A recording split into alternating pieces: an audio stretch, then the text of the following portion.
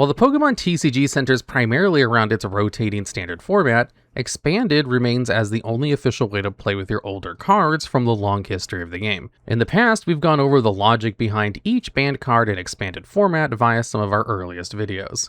Today, we'll specifically talk about which cards banned and Expanded are the strongest and most meta-warping the TCG has ever seen, and why they remain banned to this day. And starting off at number 10, we have Hex Maniac from Ancient Origins. This supporter card makes it so, until the end of your opponent's next turn, each Pokemon in play, in each player's hand, and in each player's discard piles have no abilities. Essentially, upon playing Hex Maniac, you completely turn off abilities for either play until your next turn. While this card is symmetrical, it's very easy to play in a way that it only really hurts your opponent. A big factor in this is the simple fact that Hex Maniac only turned off abilities after it was played. If the card had an additional requirement of you having to have used no abilities the turn you played it, then Hex Maniac would have actually been symmetrical. Instead, Hex Maniac functioned as a nearly one-sided lock piece, meant to make your opponent stumble early and often. This was compounded by the fact that, before the Sword and Shield sets came out, players could use supporter cards on their first turn. This was just how the game worked for most of its existence, which makes the printing of this and several other cards on this list even more baffling with that in mind. This meant that, back when Hex Maniac was legal, you were free to play it before your opponent had even taken a single game action. Decks could set up using Pokemon abilities freely, such as Zoroark GX, which was an incredibly prominent card at the time of Hex Maniac's banning. A common pattern of play was to do your setup, use Zoroark's trade ability to discard one card and draw two, then play Hex Maniac before ending the turn. And then the other player would be left with many of their key playmakers and catch-up cards no longer functioning, such as their own Zoroark GX. Many decks rely on abilities to either kickstart their plays or refill their hands when they're working from behind. Hex Maniac invalidated all of that, while letting the person who played the card have access to all of their abilities as soon as it's their turn again. In this regard, Hex Maniac functioned less like a typical supporter card and more akin to a Yu-Gi-Oh! Hand trap like Dimension Shifter that leaves a lingering, negative effect over your opponent's entire turn. And the card pool of Expanded included things such as Versus Seeker that could recur Hex Maniac and allow you to chain together multiple turns of no abilities for your opponent. While the current rules of the TCG mean Hex Maniac can't do any first turn lockouts, the card would still prove incredibly powerful if it were to ever be unbanned. Instead of trying to stop your opponent from ever getting set up, Hex Maniac would instead be used to pivot turns and prevent your opponent from making a comeback while on the ropes. And at number 9, we have a pair of Unknowns, Unknown 90 and Unknown 91 from Sun and Moon Lost Thunder. Known as Unknown Damage and Unknown Hand, respectively, thanks to their abilities names, both of these cards were banned for basically the same reason. That reason is that both cards can, in theory, end the game on the first turn with your opponent not even being given a chance to play the game. Unknown Damage wins the game instantly if you use the ability while the Pokemon is in the active zone during your turn, and you have 66 or more damage counters on your bench Pokemon. Meanwhile, Unknown Hand wins the game if you have 35 or more cards in your hand when you activate the ability. While both of these abilities have quite steep requirements, they are both attainable win conditions even back in 2019 when the cards were first banned. Damage had combo lines centered around Ranunculus, which could freely move around counters from your Pokemon as much as you like. By using Team Magma's secret base to give every Pokemon 2 damage counters when it's played onto the bench, you would use Steam Siege Klefki's Wonderlock ability to attach itself as a Pokemon tool, then use the Weavile from the same set to return a Pokemon tool, in this case Klefki, to your hand. This allowed you to play Klefki as many times as you wanted, always giving it 2 damage counters that Ranunculus could just move on to a higher HP Pokemon until you won. And while this combo has a lot of pieces, it wasn't even the only combo found that early on. Other builds use Frozen City alongside Deluge Blastoise for similar results, showing that the card was ripe for exploitation even this early in the game. Unknown Hand was banned shortly after, as it also proved to be a potent combo card thanks to the combination of Battle Compressor to discard 3 copies of Whitney and turn the 4th, and any copies of Versus Seeker you draw, into an unconditional draw. These decks utilize Limitation Sableye to turn off cards like In that targeted oversized hands, as they kept stacking higher and higher as fast as they could. Thanks to Gladion, these combos were insulated even if a key piece was in their prize cards. It's important to note that neither of these decks became true meta threats before the Unknowns were banned. It's simply the fact that the designers clearly underestimated how easy it was to use their abilities that got them taken out of the game. Even if turn 1 or 2 kills were very inconsistent, these combos removed a lot of agency from your opponent and basically circumvented actually playing Pokemon.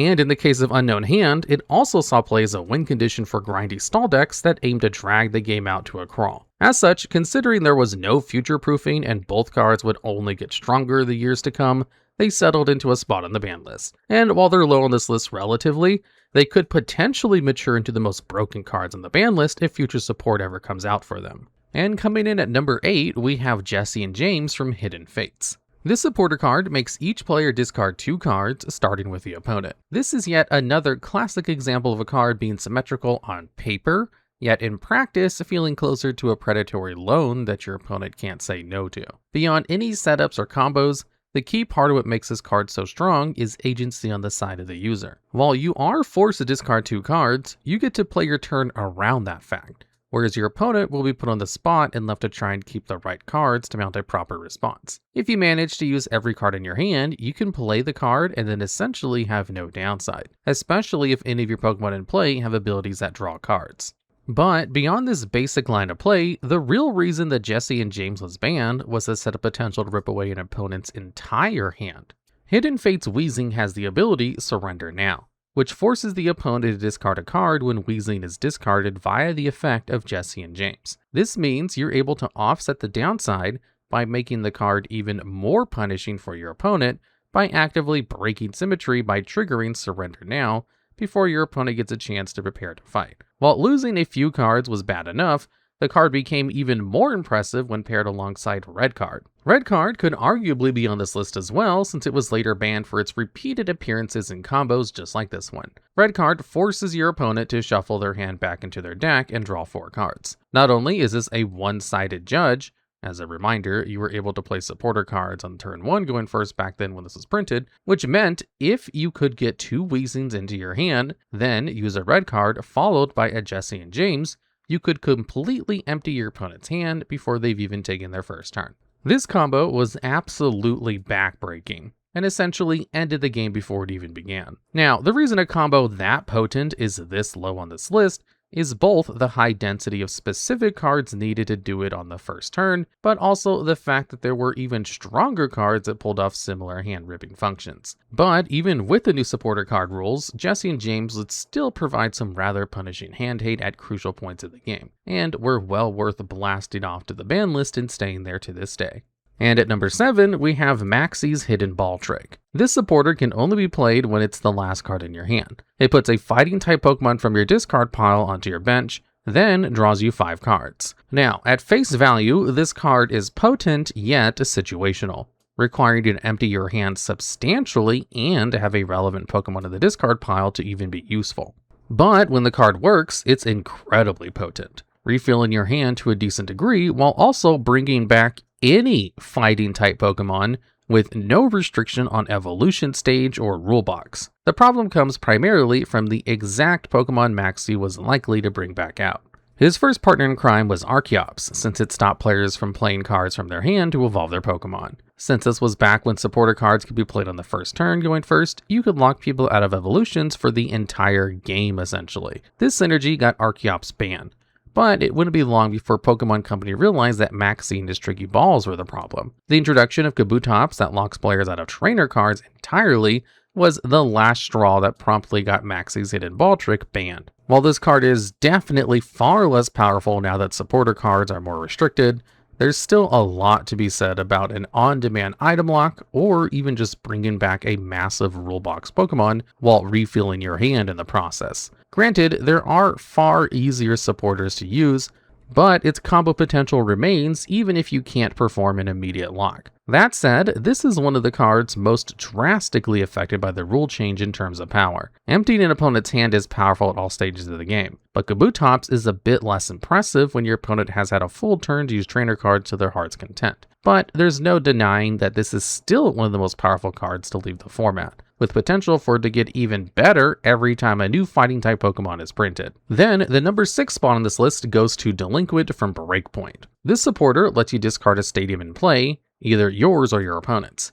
Then, if you do, your opponent discards 3 cards. Compared to Jessie and James, this card is so much more backbreaking it's not even funny. Popping your own stadium still puts you ahead in cards in the exchange, and if you're lucky enough to destroy your opponent's stadium, you used one card to get rid of 4 of theirs. But much like the previous hand attack on this list, the real potency of Delinquent came from its hand shredding combos that were even easier to pull off. The most effective still used red card to put your opponent onto a 4-card hand, but now instead of needing to have 2 Weezings in hand, you just needed to have a Stadium to play and leave your opponent stranded on just a single card left. By adding in a peeking red card, you could see what the last card was, and if it happened to be helpful, you could shuffle it away, or even just use Tormenting Spray to get rid of any draw supporter they might have managed to hang on to. Delinquent doesn't even need the full combo to be effective, since it forces hand sizes so low that something like peeking red card by itself can potentially lock them out of the game by giving them a random unplayable hand with the few cards they have left. This is yet another example of the old first turn rules allowing supporter cards, but even if you could do this on turn 2, Delinquent would be a menace that every player needs to consider. If you ever had a low hand size, you'd be susceptible to your opponent drawing Delinquent and putting you into top deck mode. Considering weaker hand attacks like Jessie and James have been banned due to their ease of use, and have stayed banned even after the rules change, it's pretty safe to assume that Delinquent will remain as an outlier in Pokemon card design, and will never quite see that level of free hand ripping in the future. And at number 5, we have Forest of the Giant Plants from Ancient Origins. This Stadium card makes it so each player's grass Pokemon can evolve during the first turn they're played. While the effect reads quite simple, it's an extreme jump in speed that unlocks strategies and decks that could not exist otherwise. Evolution lines take multiple turns of setup, and as such are usually either extremely powerful or totally unplayable, especially in the age of rulebox cards that skip evolutions altogether. Decks that rely on evolution use tools like Rare Candy to try to keep up, but Forest of the Giant Plants was a catch-up tool that definitely overcorrected. Instead of letting Stage 1 and 2 Pokemon keep up with their basic counterparts, the Forest mostly just lets you set up miserable game states on the first turn, or even outright end it.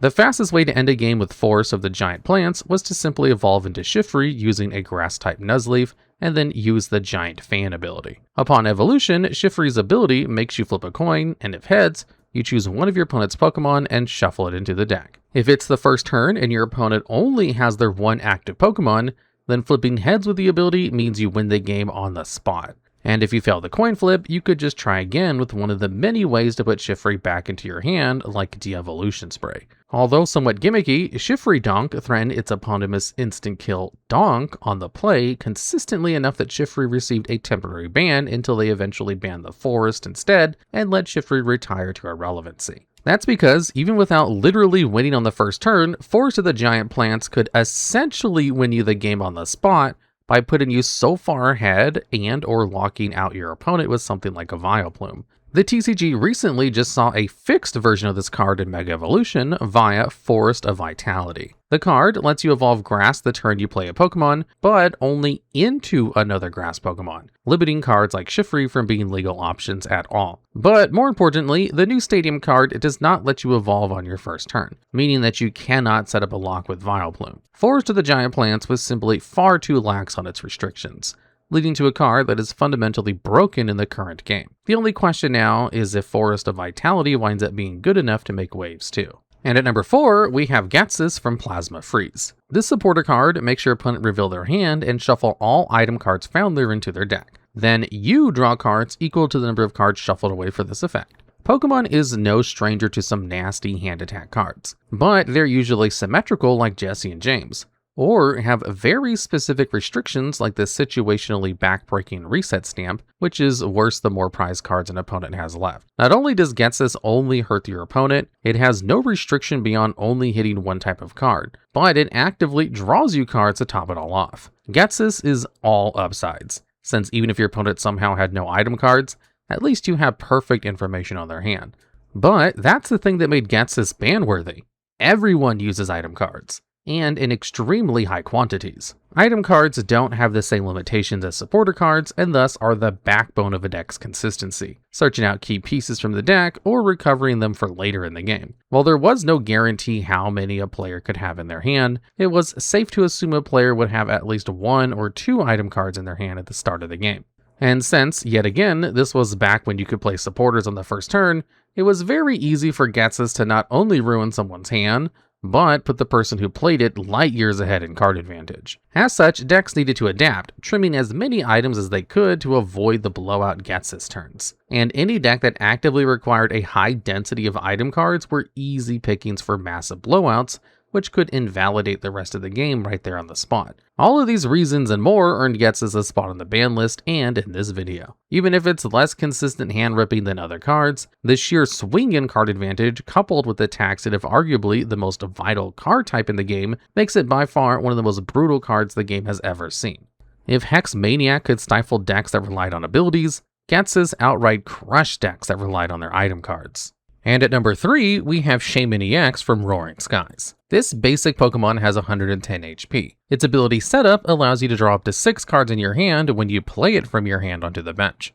Its attack, called Sky Return, costs 2 colorless energy and deals 30 damage while also returning Shaymin-EX and all cards attached to it to your hand. Shaymin-EX is the hallmark card in a long line of meta-defining draw Pokemon, the most recent of which being Squawkabilly-EX.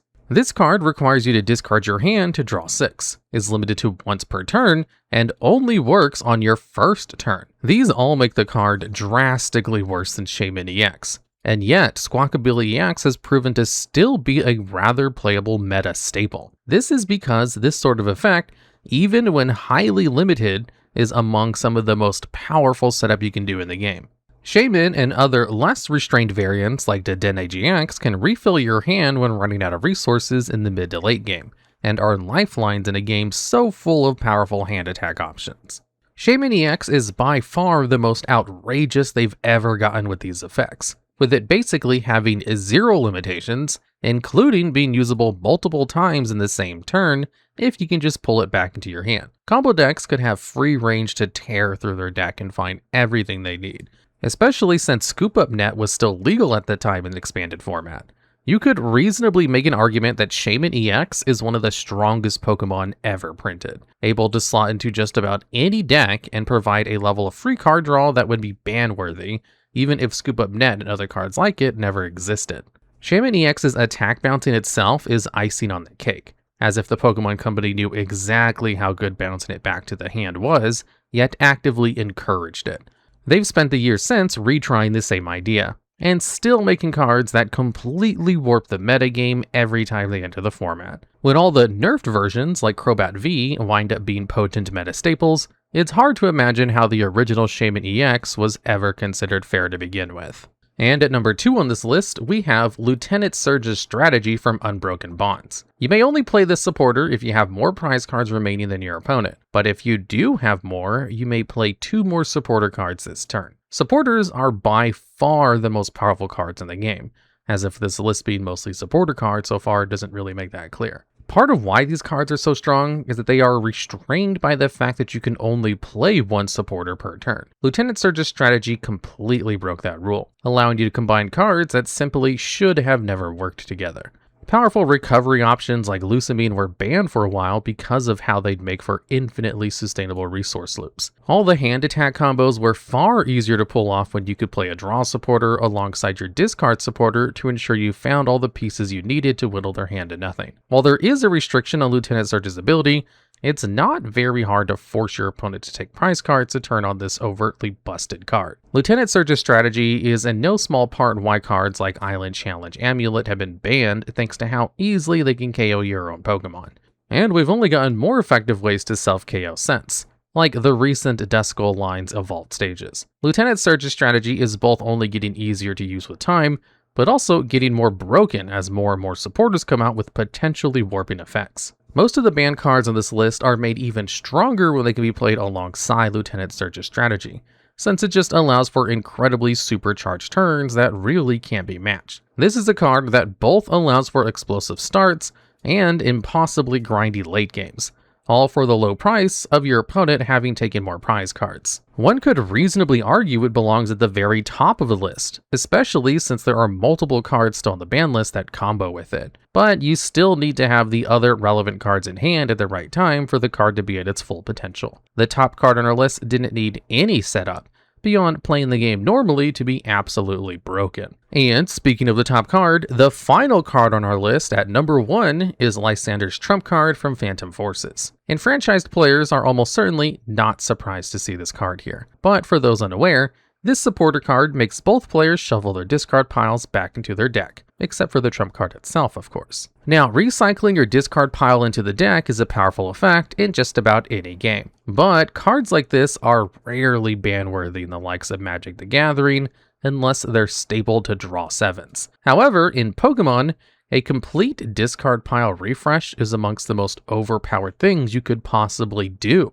Pokemon is a game all about resource management and heavy card draw, where decking out is an expected outcome in many matches. Lysandre's trump card completely invalidates this side of the game by giving you back all of those resources and basically letting you start over. While the card can't recur itself, there are plenty of cards such as the aforementioned Lysandre which can just grab it back. As such, if a player is playing correctly, they can pretty much entirely eliminate the threat of running out of cards, keeping their deck running forever like some Pokemon perpetual motion machine. This card proved such a warping problem that it's even been banned in the standard format, something which hadn't happened since the Wizards of the Coast era of the card game. Of any card on this list, this is one that is most clearly a downright mistake of card design. Others were amplified by their combos with cards that came many sets later, or took advantage of the ever-shifting rules of the card game at large. Lysandre's trump card just simply ignored a key tenet of the game as if it were nothing but a triviality. And perhaps even worse, it made for extremely long, mopey games where players could stall forever with no threat of actually ever running out of gas. When looking at the expanded format ban list from perspective of raw power, it's hard to really argue anything is quite as game-breaking as this distorting supporter card.